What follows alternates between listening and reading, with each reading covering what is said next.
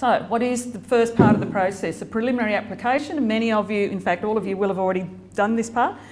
So I paid a preliminary application fee, I completed some online questions, and the Institute provides feedback on your likelihood of being successful at that particular level. And that's aimed, the idea is that you're not applying for a level that you might not have had the experience to be a successful applicant. But you're all understanding of that preliminary application process. For me, I initially paid the PA fee and I completed the PA preliminary application. And then I looked at the standards for PL, thinking down the track that I would look at doing PL. And really, in my case, and for many of you, certainly in my case as a Centre for Excellence hat, where I needed to work across a lot of schools on a regular basis, I found that the PL standards described my work, in fact, better than the PA did. So I thought, I also initially thought that you needed to do PA before you apply for PL, but that's not the case. So I reassessed and had a close look at it and decided that I would apply for PL instead. So I paid the PL fee, the preliminary application fee, and I completed the PL preliminary application. You still with me? Okay. The next thing I needed to do was try to understand the process. And once again, many of you will go, yep, I've done that bit, I'm up to this part.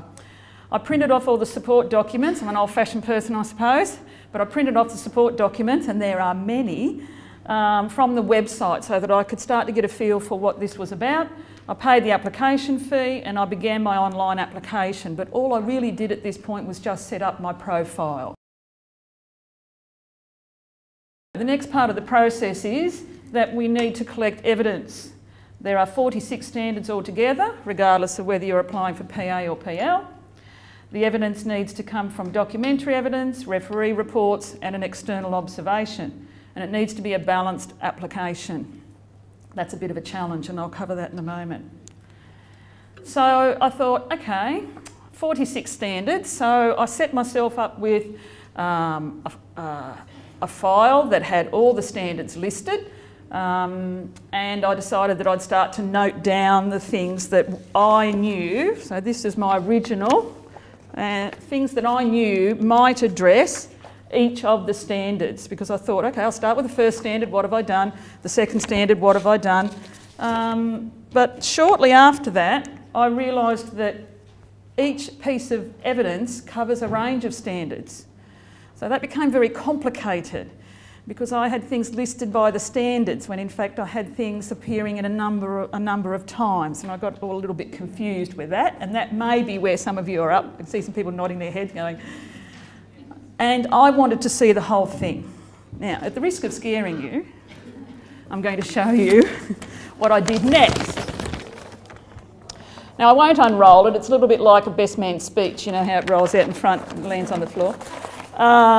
So I have all the standards down the side, and then I tried to list my documents across the top and highlight the standards that particular document addressed. Does that make sense? So I was trying to see the big picture as to what my documentation really did look like. And at that point, I really just chose every standard I thought the document could address. I'll talk about culling the standards in a little while. So that's where I was up to. I was trying to gather all of my documentation and begin to see what it really looked like across the whole application, if you like. Shortly after that big piece of paper, I decided that wasn't very efficient, although I did find it very useful to get my head around what it looked like. And then I moved to something that was more of a summary of that. So you'll see that I have this time I've got the standards across the top and the documents down the side, and I've just sort of coloured in the standards that they related to. And the honest truth is, this piece of paper is this is my application.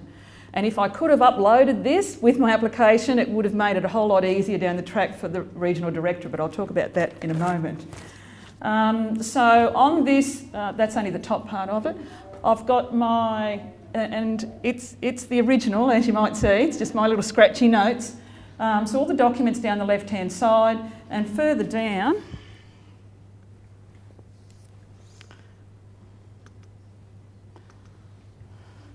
at the bottom are my referees and the standards that I thought they could address. And there's a little one halfway up there called external observation that I slotted in there as well. And we might just be able to see on the right-hand side of the referee part, you'll see where there are some ticks there on where I was trying to keep track of the referees, but I'll explain that a little bit more later on. So this, for me, this grid, and this grid is available, all the resources will be online. This grid for me really helped me see the whole thing, but without sort of carting around reams of paper. But that certainly may have been quite a useful step in the process as well. So as well as getting your head around all the pieces of evidence that you may have, you need to organise them electronically, of course. And once again, I started ordering them on my external hard drive under the standards. So I listed all the standards, I had a folder for each one, and I started to put things in, but then I needed to put them in lots of different folders, and it got very confusing. So once again, I changed the organisation to be around the documents rather than be around the standards. If you're with me, it's a subtle thing.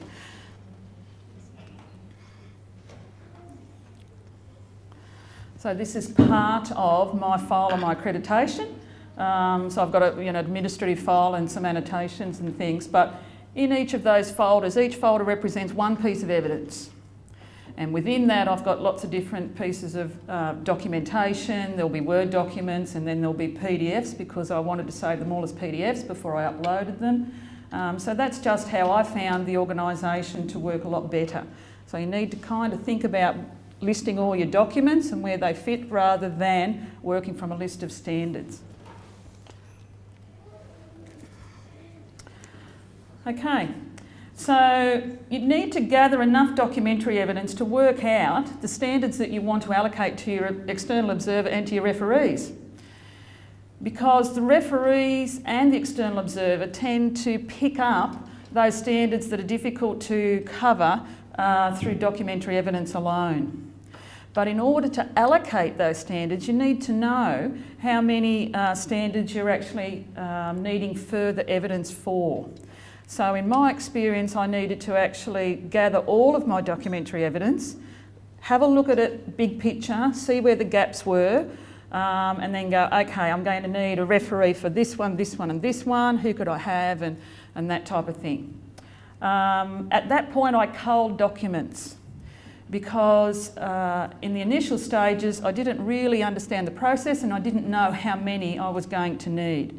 And obviously you will have documents, some documents that cover the standards better than others. So at this point I started to be a little bit ruthless, and I have to say, those of you that have already attacked this process, one of the real challenges is knowing exactly how big to make it. And it's interesting when Steve was talking this morning about students understanding the standard that's required very clearly, and how rubrics are one way of doing that. It's almost like the Institute puts out minimums, so it's like a rubric that has the first column filled out and then the rest is blank. So, you know, even around referees it says a minimum of 3. And you go, okay, minimum 3, and then you think, okay, does that mean I have 13 or 30 or whatever? So that's one of the challenges, is trying to determine just how big to make this application. Because remember, back at the beginning, we want a high quality document. You need that for your own pride in your own work. So those two things kind of fight against each other a little bit at times.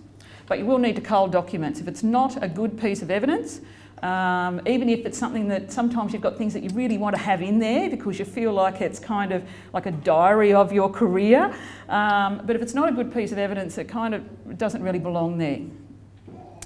And the other thing I did next was I looked at each piece of documentary evidence that I was retaining, and I limited the standards for the same reason.